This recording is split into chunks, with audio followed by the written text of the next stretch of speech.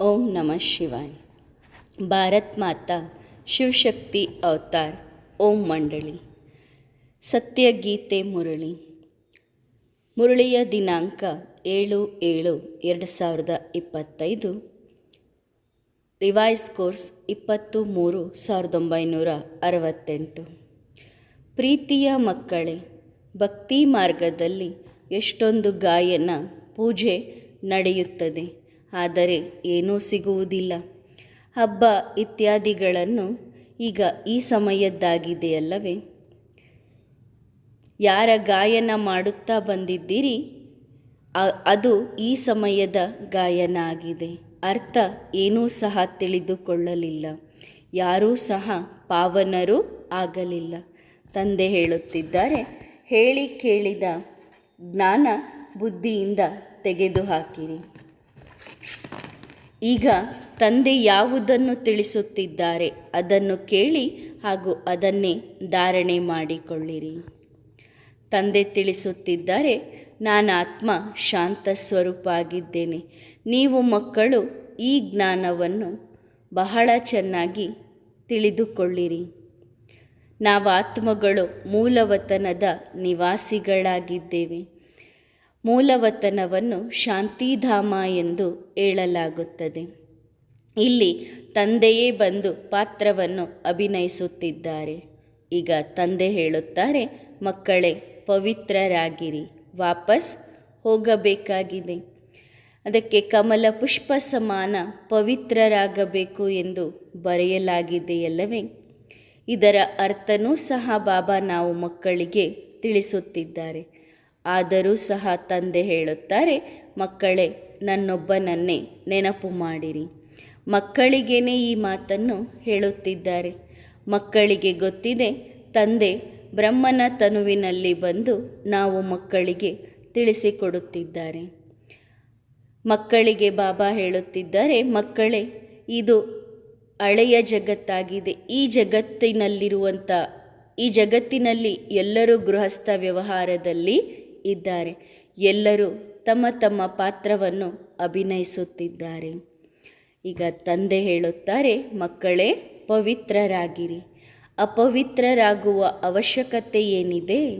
ಯಾವಾಗ ತಂದೆ ಹೇಳುತ್ತಾರೆ ಕಮಲ ಪುಷ್ಪ ಸಮಾನ ಪವಿತ್ರರಾಗಿರಿ ಎಂದು, ಗೃಹಸ್ಥ ವ್ಯವಹಾರದಲ್ಲಿ ಇರುವವರಿಗೇನೆ ಬಾಬಾ ಹೇಳುತ್ತಿದ್ದಾರೆ, ಕಮಲ ಪುಷ್ಪ ಸಮಾನ ಪವಿತ್ರರಾಗಿರಿ. ಇನ್ನು ಕುಮಾರ ಕುಮಾರಿಯರು ಪವಿತ್ರವಾಗಿ ಇದ್ದಾರೆ. ಆದರೆ ತಂದೆ ಹೇಳುತ್ತಾರೆ, ನೀವು ಜನ್ಮ ಜನ್ಮಾಂತರದಿಂದ ಪತಿತರಾಗುತ್ತಾ ಬಂದಿದ್ದೀರಿ. ಮನುಷ್ಯರು ಕೇವಲ ಈ ಜನ್ಮದ ಇತಿಹಾಸವನ್ನು ತಿಳಿದುಕೊಂಡಿದ್ದಾರೆ. ನಾವು ಮಕ್ಕಳಿಗೆ ತಂದೆ ಹೇಳುತ್ತಾರೆ, ನೀವು ಬಹಳ ಪಾಪಾತ್ಮರಾಗುತ್ತಾ ಬಂದಿದ್ದೀರಿ. ಏಕೆಂದರೆ ನಾವು ಮಾಡಿದ ಪಾಪ ನಮ್ಮ ಆಂತರ್ಯದಲ್ಲಿ ತಿನ್ನುತ್ತಿರುತ್ತದೆ. ನಮಗೆ ಗೊತ್ತಿರುತ್ತದೆ, ನಾನು ಇಂತಿಂಥ ಪಾಪವನ್ನು ಮಾಡಿದ್ದೇನೆ. ಈಗ ತಂದೆ ಹೇಳುತ್ತಾರೆ, ಎಲ್ಲ ಮನುಷ್ಯಾತ್ಮರು ಮಹಾನ್ ಪಾಪಾತ್ಮರಾಗಿದ್ದಾರೆ. ಇಷ್ಟು ಜನ್ಮಗಳು ಪಾಪಾತ್ಮರಾಗಿ ಇದ್ದರಲ್ಲವೇ? ನಾವು ಮಕ್ಕಳಿಗೆ ಬಾಬಾ ವಿಶೇಷವಾಗಿ ಹೇಳುತ್ತಾರೆ, ಶುರುವಿನಿಂದ ಹಿಡಿದು ಯಾವಾಗಿನಿಂದ ಮಾಯೆಯ ನೆರಳು ನಮ್ಮ ಮೇಲೆ ಬೀಳುತ್ತಾ ಬಂತೋ ಅಂದಿನಿಂದ ನಾವು ಪಾಪ ಮಾಡಲು ಪ್ರಾರಂಭ ಮಾಡಿದ್ದೇವೆ. ಜನ್ಮ ಜನ್ಮಾಂತರದಿಂದ ಪಾಪಾತ್ಮರಾಗಿದ್ದೇವೆ. ಸತೋಪ್ರಧಾನರಿಂದ ತಮೋಪ್ರಧಾನರಾಗುತ್ತಾ ಬಂದಿದ್ದೇವೆ. ಇದು ಪಾಪಾತ್ಮರುಗಳ ಜಗತ್ತಾಗಿದೆ. ಸತ್ಯಯುಗ ಪುಣ್ಯಾತ್ಮರುಗಳ ಜಗತ್ತಾಗಿದೆ. ಇಲ್ಲಿ ತಂದೆಯೇ ಕುಳಿತು ನಾವು ಮಕ್ಕಳಿಗೆ ತಿಳಿಸುತ್ತಿದ್ದಾರೆ. ಕೃಷ್ಣ ಭಗವಾನು ವಾಚ ಎಂದು ಇಲ್ಲ. ಕೃಷ್ಣ ಭಗವಂತನೂ ಅಲ್ಲ, ತಂದೆಯೂ ಅಲ್ಲ. ಆದರೆ ಇದನ್ನು ಹೇಳಿದರೆ ಕೆಲವರು ಒಪ್ಪಿಕೊಳ್ಳುವುದೂ ಇಲ್ಲ. ಬಹಳ ಜನ ಒಪ್ಪಿಕೊಳ್ಳುವುದಿಲ್ಲ. ಗೀತೆಯನ್ನು ಕೇಳುವಂಥವರು ಗೃಹಸ್ಥಿ ಪುರುಷರು ಬಹಳ ಜನ ಇದ್ದಾರೆ. ಮಾತೆಯರೂ ಸಹ ಇದ್ದಾರೆ. ಮಾತೆಯರು ಗೀತೆಯನ್ನು ಓದುತ್ತಾರೆ. ವಾಸ್ತವದಲ್ಲಿ ಭಾರತದ್ದೇ ಗೀತೆಯಾಗಿದೆ. ಈ ಗೀತೆಯ ಶಾಸ್ತ್ರಗಳೆಲ್ಲವೂ ಭಕ್ತಿ ಮಾರ್ಗದಲ್ಲಿ ಓದುತ್ತಾರೆ. ತಂದೆ ನಾವು ಮಕ್ಕಳಿಗೆ ತಿಳಿಸುತ್ತಿದ್ದಾರೆ. ಈ ಶಾಸ್ತ್ರಗಳು ಭಕ್ತಿ ಮಾರ್ಗದಲ್ಲಿ ಓದುವಂಥ ಶಾಸ್ತ್ರಗಳು. ಎಲ್ಲರೂ ಓದುತ್ತಿದ್ದೀರಿ ಅಲ್ಲವೇ? ಇದು ಸಹ ಗೃಹಸ್ಥ ವ್ಯವಹಾರದಲ್ಲಿದ್ದು ಕಮಲ ಪುಷ್ಪ ಸಮಾನ ಪವಿತ್ರರಾಗಿರಿ ಹಾಗೂ ದೇಹದ ಎಲ್ಲ ಸಂಬಂಧಗಳನ್ನು ಬಿಡಬೇಕು ಎನ್ನುವುದನ್ನು ಕೂಡ ಓದುತ್ತಾ ಬಂದಿದ್ದೀರಿ. ಇದು ಸಹ ಓದಿದ್ದೀರಿ, ಆದರೆ ಯಾರೂ ಕೂಡ ತಿಳಿದುಕೊಂಡಿಲ್ಲ. ಆದ್ದರಿಂದ ಹೇಳಲಾಗುತ್ತದೆ, ಕಲ್ಲು ಬುದ್ಧಿಯವರು. ಪಾರಸ ಬುದ್ಧಿ ಹಾಗೂ ಕಲ್ಲು ಬುದ್ಧಿಯ ವ್ಯತ್ಯಾಸ ಗೊತ್ತಿದೆಯಲ್ಲವೇ? ಸತ್ಯಯುಗದಲ್ಲಿ ಎಲ್ಲರೂ ಪಾರಸ ಬುದ್ಧಿಯವರಾಗಿರುತ್ತಾರೆ. ಸತ್ಯದ ಸಂಘದಿಂದ ನೀವು ಪಾರಸ ಬುದ್ಧಿಯವರಾಗಿದ್ದೀರಿ. ನೀವೀಗ ಸತ್ಯ ಅಂದರೆ ಅರ್ಥ ತಂದೆಯ ಸಂಘದಲ್ಲಿ ಕುಳಿತುಕೊಂಡಿದ್ದೀರಿ. ಹೊಸ ಜಗತ್ತಿನ ಸ್ಥಾಪನೆಯಾಗುತ್ತದೆ. ಯಾವಾಗ ನೀವು ಬೀಜವನ್ನು ಬಿತ್ತುತ್ತೀರಿ ಆಗ ಮೊದಲು ಒಂದರಿಂದ ಪ್ರಾರಂಭ ಆಗುತ್ತದೆ. ಪ್ರಜಾಪಿತ ಬ್ರಹ್ಮ ಒಬ್ಬರೇ ಆಗಿದ್ದಾರೆ. ಇವರನ್ನು ದತ್ತು ಮಾಡಿಕೊಳ್ಳಲಾಗುತ್ತದೆ. ನಂತರ ಬ್ರಾಹ್ಮಣ ಕುಲದವರನ್ನು ದತ್ತು ಮಾಡಿಕೊಳ್ಳಲಾಗುತ್ತದೆ. ಮುಖವಂಶಾವಳಿಗಳು ಆಗಿದ್ದೀರಿ. ಸತ್ಯಯುಗದಲ್ಲಿ ಬ್ರಹ್ಮ ಇರುವುದಿಲ್ಲ. ಬಲೆ ತಮ್ಮನ್ನು ಬ್ರಾಹ್ಮಣರು ಎಂದು ಹೇಳಿಕೊಳ್ಳುತ್ತಾರೆ.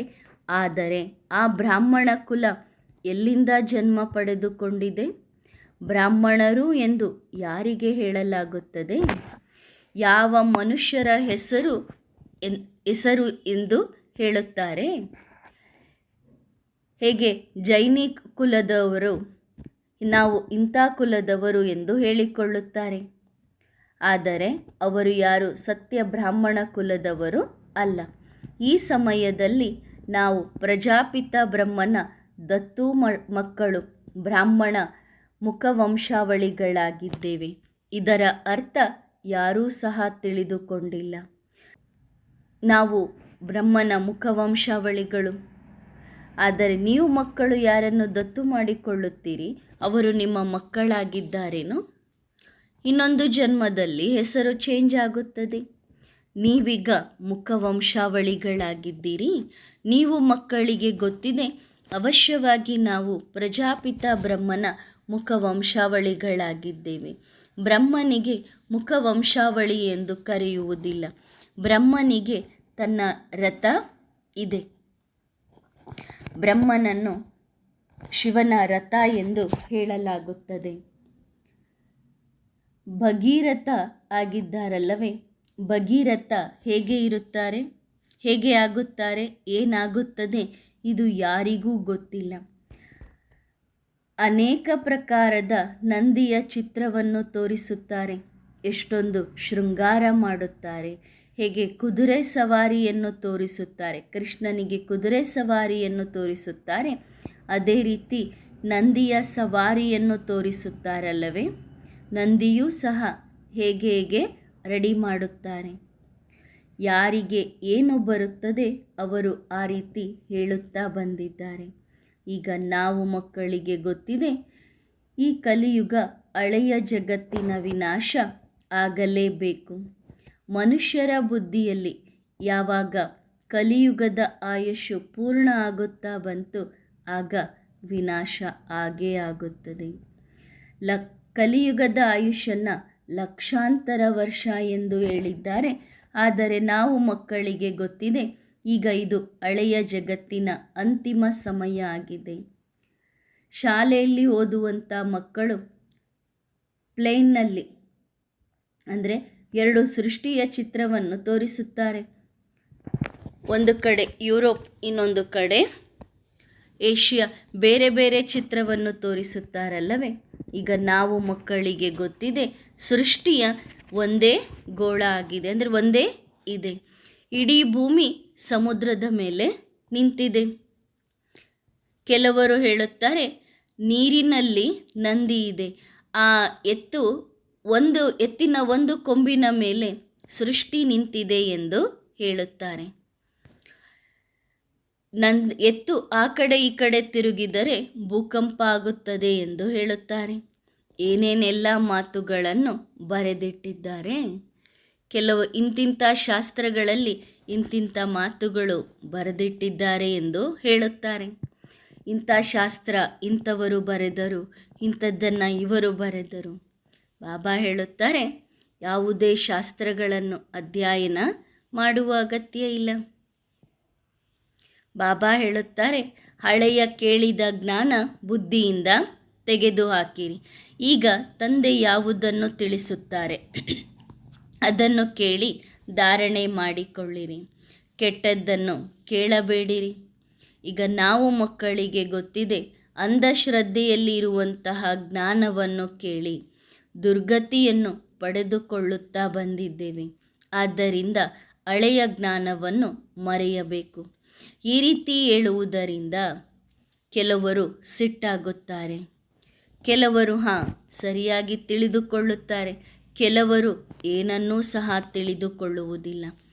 ಯಾರು ತಿಳಿದುಕೊಳ್ಳಬೇಕು ಎಂದು ಇದೆ ಅವರೇ ತಿಳಿದುಕೊಳ್ಳುತ್ತಾರೆ. ಸಾಕಷ್ಟು ಮನುಷ್ಯರು ಇದ್ದಾರಲ್ವ, ದೊಡ್ಡ ದೊಡ್ಡ ಹೆಸರುವಾಸಿ ವ್ಯಕ್ತಿಗಳಿಂದ ಉದ್ಘಾಟನೆಯನ್ನು ಮಾಡಿಸುತ್ತಾರೆ. ಯಾರು ಉದ್ಘಾಟನೆ ಮಾಡುತ್ತಾರೆ ಅವರೂ ಸಹ ಏನನ್ನು ತಿಳಿದುಕೊಳ್ಳುವುದಿಲ್ಲ. ಆದರೆ ಅವರು ಯಾವಾಗ ಬಂದು ತಿಳಿದುಕೊಳ್ಳುತ್ತಾರೆ ಅದು ಗೊತ್ತಿಲ್ಲ. ಏಕೆಂದರೆ ಅವರ ರಾಜಧಾನಿ ಈಗ ನಡೆಯುತ್ತಿದೆಯಲ್ಲವೇ. ತಮ್ಮ ಹಿಂದೆ ಅನೇಕ ಜನರು ಬರುತ್ತಿರುತ್ತಾರೆ. ಹಾಗಾಗಿ ಅವರ ರಾಜಧಾನಿ ಇಲ್ಲಿಯೇ ನಡೆಯುತ್ತಿದೆ. ಅವರು ಜ್ಞಾನ ತಿಳಿದುಕೊಳ್ಳುವುದು, ಅವರ ಬುದ್ಧಿಯಲ್ಲಿ ಜ್ಞಾನ ಉಳಿಯುವುದು ಕಷ್ಟ ಆಗಿದೆ. ಈಗ ಇಲ್ಲಿ ಎಲ್ಲವನ್ನೂ ಮರೆಯಬೇಕಾಗಿದೆ. ಆದರೂ ಸಹ ಬುದ್ಧಿಯಿಂದ ಎಲ್ಲವನ್ನೂ ತೆಗೆದುಹಾಕಿರಿ. ಯಾರಿಗೆ ತಂದೆಯ ಪರಿಚಯ ಸಿಗುತ್ತದೆ ಅವರು ತಿಳಿದುಕೊಳ್ಳುತ್ತಾರೆ. ನಾವೀಗ ತಂದೆಯನ್ನು ನೆನಪು ಮಾಡಬೇಕು.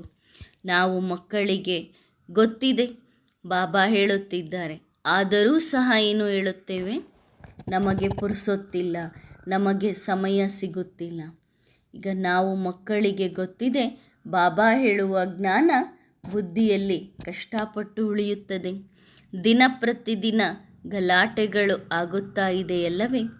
ಪಾಕಿಸ್ತಾನದಿಂದ ಯುದ್ಧ, ಚೀನಾದಿಂದ ಯುದ್ಧ, ಅಲ್ಲಿಂದ ಯುದ್ಧ, ಈ ರೀತಿ ಯುದ್ಧ ನಡೀತಾನೇ ಇದೆ. ಗಲಾಟೆಗಳು ನಡೆಯುತ್ತಿದೆ. ಬುದ್ಧಿ ಆ ಕಡೆಗೆ ಹೋಗುತ್ತಿರುತ್ತದೆ. ಈಗ ನಾವು ಮಕ್ಕಳಿಗೆ ಗೊತ್ತಿದೆ, ಇದೆಲ್ಲ ಸಣ್ಣ ಸಣ್ಣ ಯುದ್ಧಗಳಾಗಿದೆ. ಯಾವಾಗ ವಿನಾಶ ಪ್ರಾರಂಭ ಆಗುತ್ತದೆ ಆಗ ಬಹಳ ದೊಡ್ಡ ಯುದ್ಧವೇ ನಡೆಯುತ್ತದೆ. ರಾಜಧಾನಿ ಸ್ಥಾಪನೆಯಾಗುತ್ತಿದೆ. ಮಕ್ಕಳಿಗೆ ಲಕ್ಷ್ಮೀನಾರಾಯಣರ ವಂಶಸ್ಥರು ನೀವಾಗಿದ್ದೀರಲ್ಲವೇ. ಇದರಲ್ಲೂ ಸಹ ಬರೆಯಲಾಗಿದೆ, ಸೂರ್ಯವಂಶಿ ಮನೆತನ ಅಥವಾ ಸೂರ್ಯವಂಶಿ ವಂಶಾವಳಿ. ಇದರಲ್ಲಿ ಅಂದರೆ ಸಂಗಮ ಯುಗದಲ್ಲಿ ವಂಶಾವಳಿಯ ಶಬ್ದವೇ ಇಲ್ಲ. ಇದು ಸಹ ತಪ್ಪಾಗಿದೆ. ನಾವು ಸತ್ಯಯುಗದಲ್ಲಿ ದೇವತಾ ಮನೆತನದವರಾಗಿದ್ದೆವು. ಕೇವಲ ಒಂದೇ ಹೆಸರು ಇರುತ್ತದೆ, ಇನ್ನೊಂದು ಯಾರಿಗೂ ಗೊತ್ತಿಲ್ಲ. ಆದ್ದರಿಂದ ವಂಶಾವಳಿ ಅವಶ್ಯವಾಗಿ ಬರೆಯಬೇಕು. ನೀವು ದೇವತಾ ಮನೆತನವನ್ನು ಸ್ಥಾಪನೆ ಮಾಡುತ್ತಿದ್ದೀರಿ. ಮಾಲೆ ಹರಡಿಯಾಗುತ್ತಿದೆಯಲ್ಲವೇ.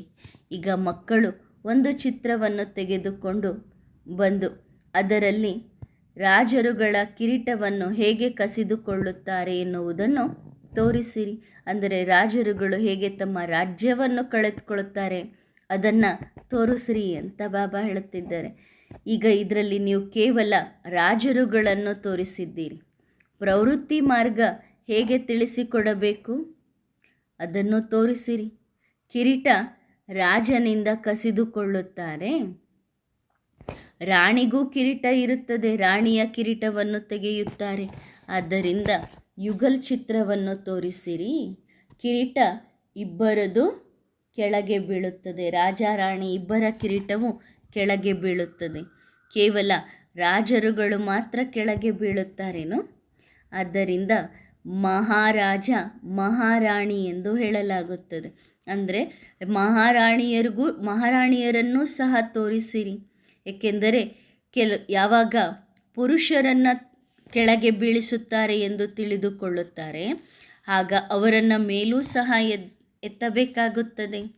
ಸೊ ಮೇಲೆ ಎತ್ತುವಾಗ ಸ್ತ್ರೀ ಪುರುಷ ಇಬ್ಬರನ್ನೂ ಕೂಡ ಮೇಲೆ ಎತ್ತಬೇಕಾಗುತ್ತದೆ. ಇಬ್ಬರ ಚಿತ್ರವೂ ಇರಲಿ. ಇಬ್ಬರು ಡಬಲ್ ಕಿರೀಟಧಾರಿಗಳಾಗಿದ್ದರು. ಆ ಲಕ್ಷ್ಮೀನಾರಾಯಣರು ಅಥವಾ ಮಹಾರಾಜ ಮಹಾರಾಣಿ ಅಥವಾ ಸ್ತ್ರೀ ಪುರುಷ ಇಬ್ಬರೂ ಕೆಳಗಿಳಿಯುತ್ತಾ ಬಂದಿದ್ದಾರೆ. ಈ ಚಿತ್ರಗಳೆಲ್ಲವೂ ಇಲ್ಲಿಯದಾಗಿದೆ. ಮನುಷ್ಯರಿಗೆ ತಿಳಿಸಿಕೊಡಬೇಕಾಗಿದೆ. ಹೇಗೆ ಸಣ್ಣ ಮಕ್ಕಳಿಗೆ ಕಲಿಸಲಾಗುತ್ತದೆಯಲ್ಲವೇ? ಪುಸ್ತಕದಲ್ಲಿ ಸಣ್ಣ ಮಕ್ಕಳಿಗೆ ಚಿತ್ರವನ್ನು ತೋರಿಸಿ ಕಲಿಸಲಾಗುತ್ತದೆ. ಒಂದು ಚಿತ್ರವನ್ನು ತೋರಿಸಿ ಇದು ಆನೆ ಎಂದು ಹೇಳುತ್ತಾರೆ, ಇನ್ನೊಂದು ಚಿತ್ರವನ್ನು ತೋರಿಸಿ ಇನ್ನೊಂದನ್ನು ವರ್ಣನೆ ಮಾಡುತ್ತಾರೆ.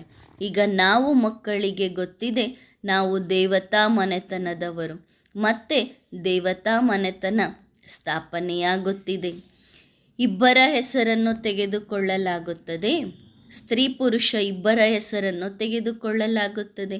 ಮಾತೆಯರಿಗೂ ಸಹ ಬಹಳ ಖುಷಿಯಾಗುತ್ತದೆ.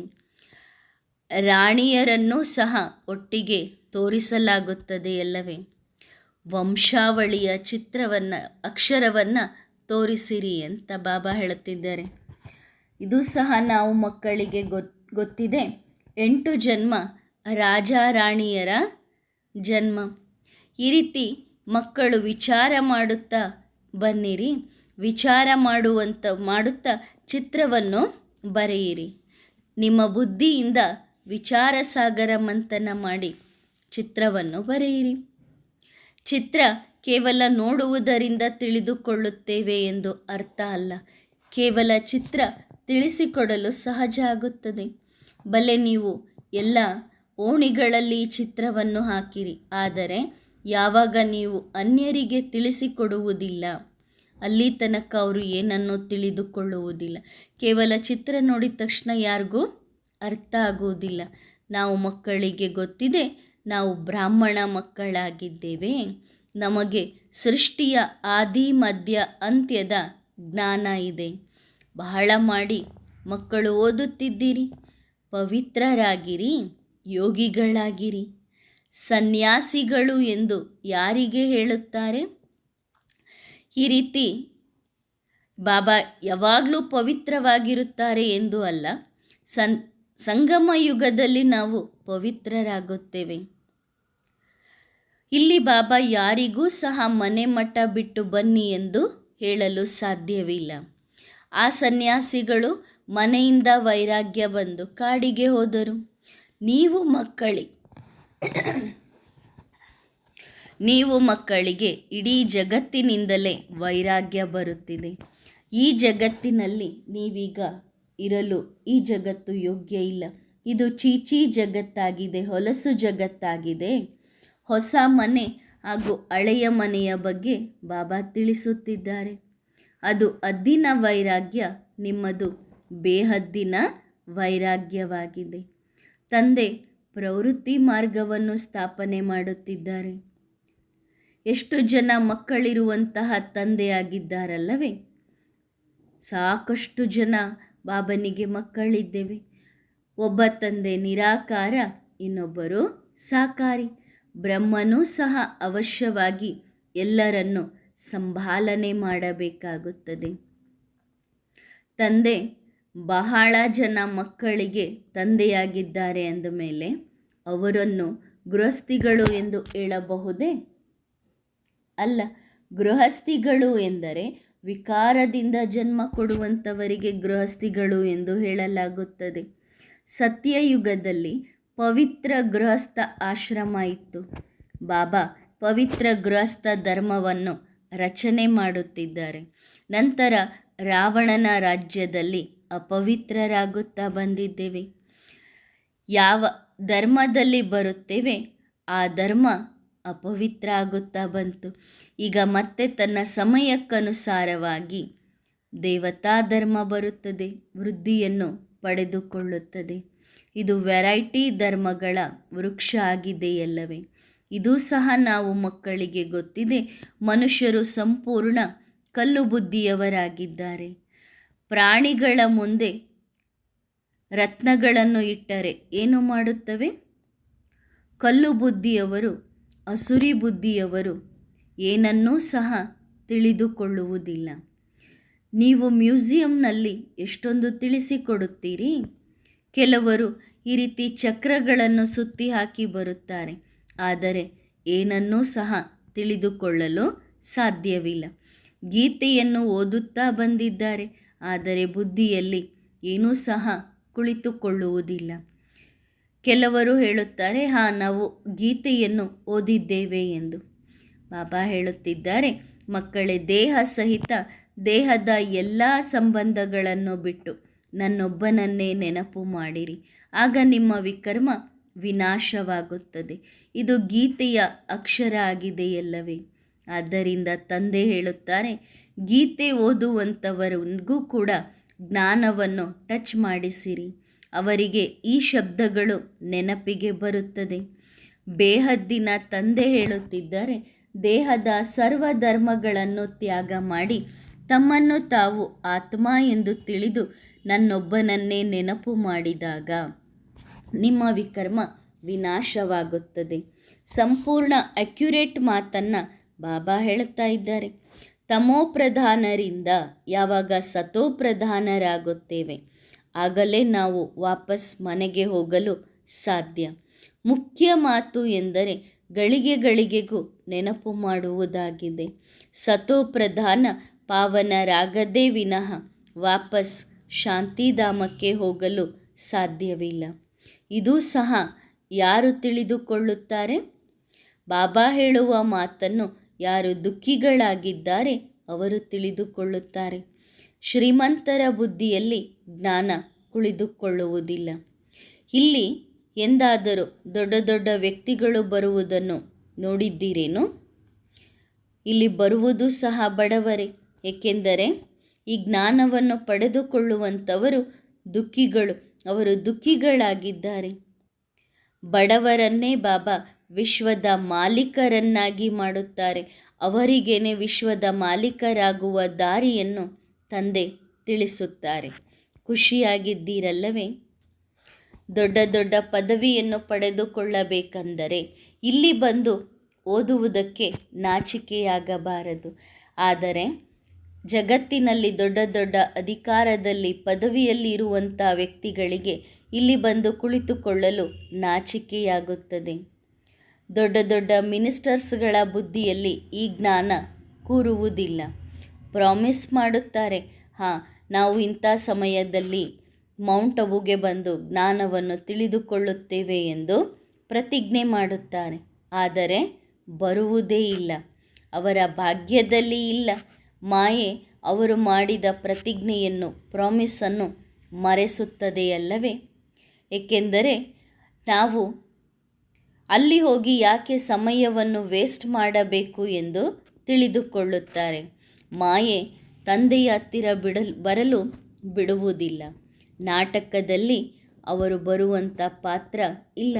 ಈ ರೀತಿಯೇ ನಿಗದಿಯಾಗಿದೆಯಲ್ಲವೇ? ನೀವು ಅನೇಕರಿಗೆ ಕೇಳಿರಿ. ನೀವು ಗೀತಾ ಅಧ್ಯಯನ ಮಾಡಿದ್ದೀರಾ? ನೀವು ಯಾರನ್ನು ಪೂಜೆ ಮಾಡುತ್ತಿದ್ದೀರಿ? ಬಾಬಾ ಹೇಳುತ್ತಾರೆ, ಯಾರು ದೇವತೆಗಳ ಪೂಜಾರಿಗಳಾಗಿದ್ದಾರೆ, ಗೀತೆಯನ್ನು ಓದುವಂಥವರಿದ್ದಾರೆ, ಅವರಿಗೆ ತಿಳಿಸಿರಿ. ಭಕ್ತಿ ಮಾರ್ಗದಲ್ಲಿ ಎಷ್ಟೊಂದು ಗಾಯನ ಪೂಜೆ ನಡೆಯುತ್ತದೆ, ಅದರಿಂದ ಏನೂ ಸಹ ಸಿಗುವುದಿಲ್ಲ.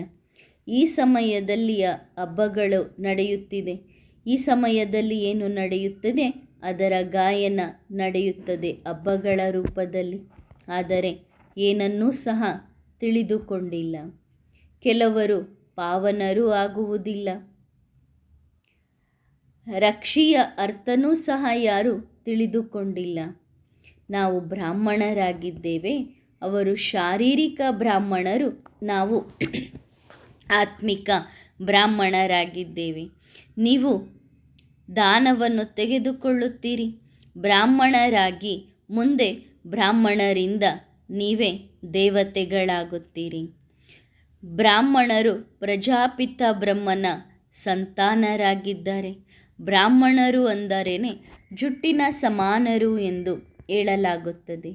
ಪ್ರಜಾಪಿತ ಬ್ರಹ್ಮನ ಮುಖವಂಶಾವಳಿಗಳಿಗೇನೆ ಬ್ರಾಹ್ಮಣರು ಎಂದು ಹೇಳಲಾಗುತ್ತದೆ. ಈ ಬ್ರಾಹ್ಮಣರೇ ಜ್ಞಾನವನ್ನು ಪಡೆದುಕೊಂಡು ದೇವತೆಗಳಾಗುತ್ತಾರೆ. ವಿರಾಟ ರೂಪದ ಚಿತ್ರವೂ ಇದೆಯಲ್ಲವೇ?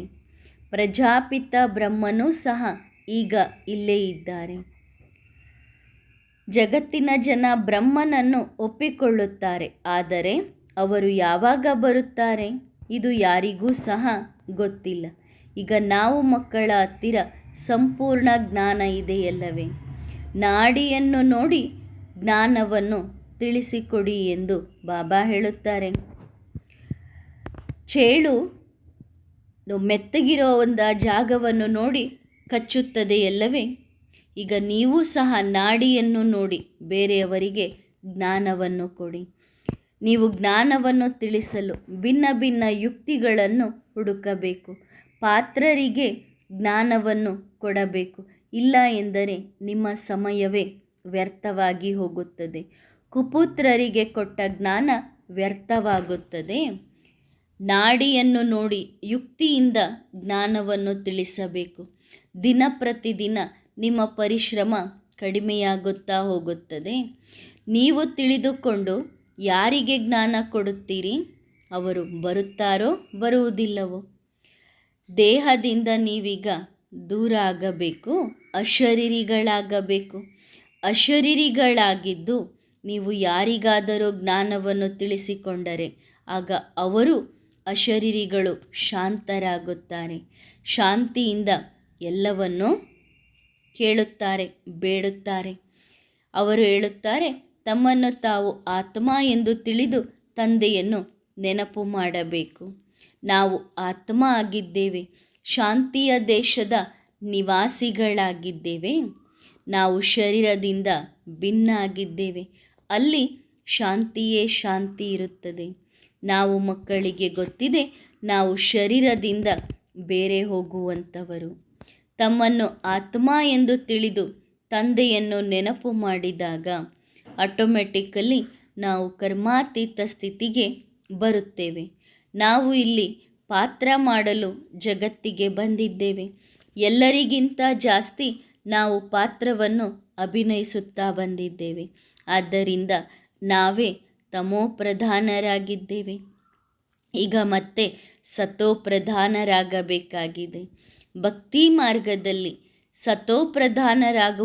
ಆಗುವುದಕ್ಕೋಸ್ಕರ ಯಾರೂ ಏನನ್ನೂ ಹೇಳುವುದಿಲ್ಲ. ಏಕೆಂದರೆ ಅಲ್ಲಿ ಯಾರಿಗೂ ಸತೋಪ್ರಧಾನರಾಗುವ ದಾರಿ ಗೊತ್ತಿಲ್ಲ. ಯಾರು ಎವರ್ ಆಗಿರುತ್ತಾರೆ ಅವರೇ ನಮಗೆ ಸತೋಪ್ರಧಾನರಾಗುವ ದಾರಿಯನ್ನು ತೋರಿಸುತ್ತಾರೆ. ಅಂದರೆ ಶಿವಬಾಬನೇ ನಮಗೆ ಸತೋಪ್ರಧಾನರಾಗುವಂತಹ ದಾರಿಯನ್ನು ತೋರಿಸುತ್ತಾರೆ. ಇಲ್ಲಿ ಎಲ್ಲರೂ ತಮೋಪ್ರಧಾನರಾಗಿದ್ದಾರೆ. ಅವರು ನಮಗೆ ಯಾವ ದಾರಿಯನ್ನು ತೋರಿಸುತ್ತಾರೆ?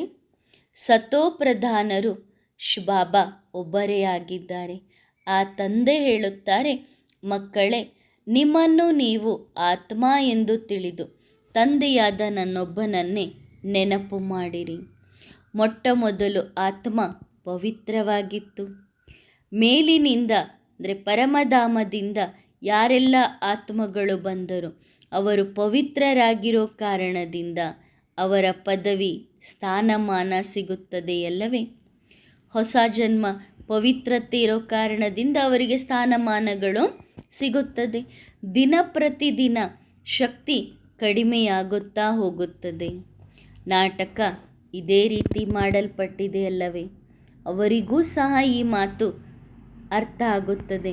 ನೀವೀಗ ವಿಚಾರ ಸಾಗರ ಮಂಥನ ಮಾಡುವ ಅಭ್ಯಾಸ ಇಟ್ಟುಕೊಂಡಾಗ ನಿಮಗೆ ಪಾಯಿಂಟ್ಸ್ಗಳು ಬಹಳಷ್ಟು ಸಿಗುತ್ತದೆ. ಕೇವಲ ವಾಣಿಯ ಮೇಲೆ ಆಧಾರ ಇಟ್ಟುಕೊಳ್ಳಬೇಡಿರಿ.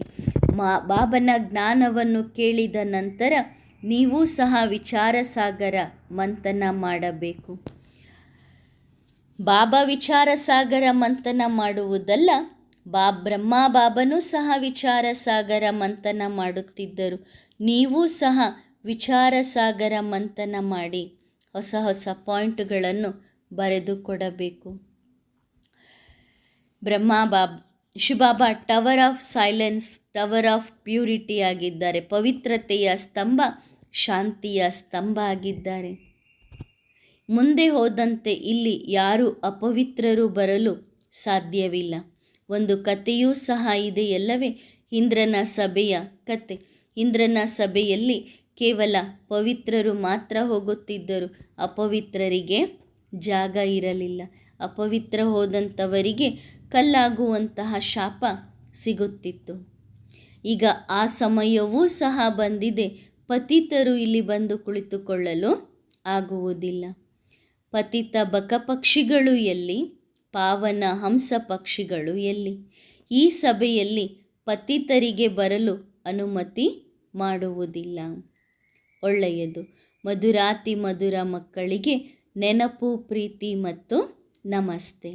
ವರದಾನ: ಬಾಪ್ ದಾದಾರವರ ಶ್ರೇಷ್ಠ ಶೃಂಗಾರ ಆಗಿರಿ. ವಿವರಣೆ: ಮಕ್ಕಳನ್ನು ತಂದೆಯ ಕಿರೀಟಧಾರಿಗಳು ಎಂದು ಹೇಳಲಾಗುತ್ತದೆ, ಬಾಬನ ಕೊರಳ ಮಾಲೆ ಎಂದು ಹೇಳಲಾಗುತ್ತದೆ. ಆದ್ದರಿಂದ ತಾವು ಮಕ್ಕಳು ಬಾಪ್ ದಾದಾರವರ ಶೃಂಗಾರ ಆಗಿದ್ದೀರಿ. ತಾವು ಬ್ರಾಹ್ಮಣ ಕುಲದ ಶೃಂಗಾರ ಆಗಿದ್ದೀರಿ. ತಮ್ಮ ಮನೆ ಶಾಂತಿಧಾಮ ಹಾಗೂ ವಿಶ್ವದ ಶೃಂಗಾರ ಆಗಿದ್ದೀರಿ. ಏಕೆಂದರೆ ವಿಶ್ವ ನಾಟಕದ ಒಳಗೆ ಹೀರೋ ಪಾತ್ರಧಾರಿಗಳು, ವಿಶೇಷ ಪಾತ್ರವನ್ನು ಅಭಿನಯಿಸುವಂತಹ ಶ್ರೇಷ್ಠ ಆತ್ಮರುಗಳು ನೀವಾಗಿದ್ದೀರಿ. ಸದಾ ತಮ್ಮನ್ನು ಈ ರೀತಿ ನಾನು ಶ್ರೇಷ್ಠ ಶೃಂಗಾರ ಎಂದು ತಿಳಿದುಕೊಂಡು ನಡೆಯುತ್ತಿದ್ದೀರಾ? ಓಂ ನಮಃ ಶಿವಾಯ.